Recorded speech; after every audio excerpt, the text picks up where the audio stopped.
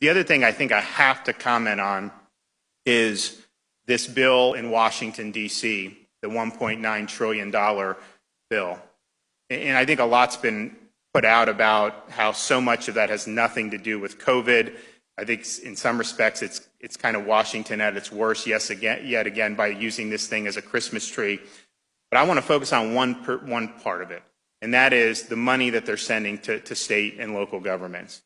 Now, typically when you do something like that, you look at percentage of the population, you divvy it up, and then you send it. So Florida, 6.5% of the population, we would get 6.5% of what you're going to do. And look, if you want to send it, don't send it, that's fine. But if you're going to send it, it should be fair, and we shouldn't be penalizing states for doing a good job. But that is exactly what this bill does. Instead of using the share of the population, they are using what this bill does. Instead of using the share of the population, they are using the number of unemployed in a state, which means states like Florida that have lower unemployment are getting penalized. States like New York and California who have higher unemployment are benefiting. They're getting a windfall of $2, $3, $4 billion.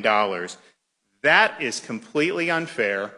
How someone in Florida would vote to penalize the state of Florida and send that money to New York and New Jersey and Illinois and California, I have no idea why you would want to do that. But as it stands right now, we would get the state of Florida $1.2 billion less than we would if they just did a straight share of the population, whereas states like New York, New Jersey, Illinois and California and Pennsylvania would get more than their share of the population.